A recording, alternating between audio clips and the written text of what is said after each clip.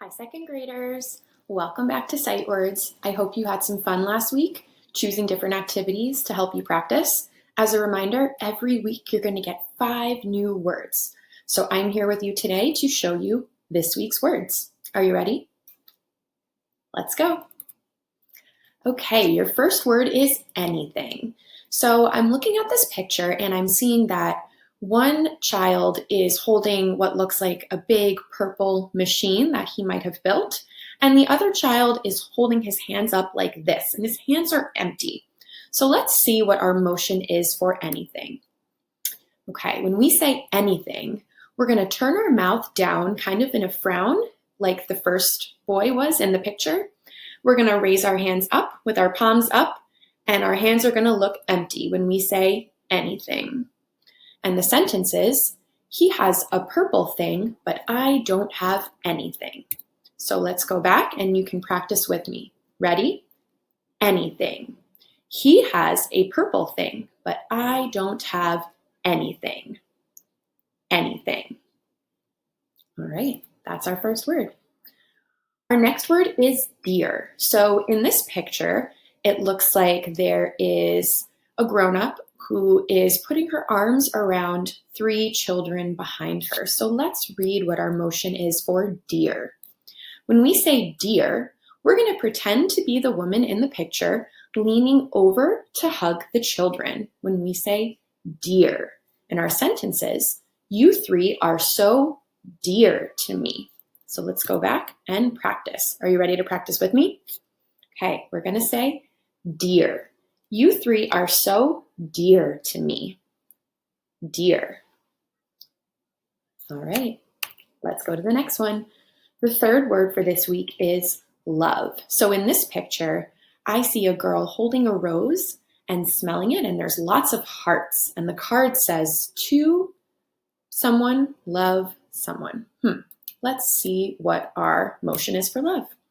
When we say love, we're going to pretend to hold a rose up to our nose and sniff ecstatically. That means really excited. So I might go when I say love. Ready?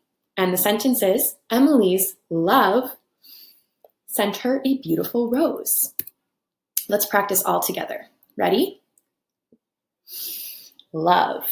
Emily's love sent her a beautiful rose. Love. Awesome. 3 down. Let's go to the fourth word.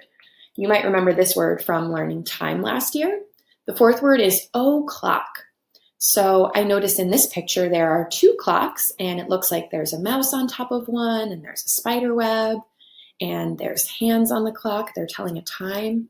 Let's see what the motion is for OClock. Okay, when we say OClock, we're going to put our elbow up with our palm down, and we're going to make a pendulum that swings, kind of like the hands on a clock would swing to tell the time. So we're going to do that when we say OClock. And the sentence says, both clocks on the wall say it's 8 o'clock. Let's practice with the picture. You ready? OClock. Both clocks on the wall say 8 o'clock. OClock. Awesome. Okay, we have one more word. Your last word for this week is thing. So this picture looks really similar to the half of the picture from the word anything, because anything is the word thing with any in front of it. So in this picture, I see one boy who it looks like he's built some sort of machine and he's about to plug it in. And the other friend is putting their hands on their head, like as if to say, oh no, what are you doing? When we say thing, we are going to pretend to build a machine with our hands. We're going to say thing. Paul made a huge, complicated thing out of the parts he had. Let's practice all together. Ready? Thing. Paul made a huge, complicated thing out of the parts he had. Thing. Awesome. Those are your words for this week. Just a reminder that you're going to choose one activity each day to practice all 5 of those words. It's so important that you're practicing every single day because learning these words fluently which means you see the word and you know what it means right away, is going to help you become a better reader. So I hope you have fun practicing, and I'll see you next week for more sight words. Bye, friends.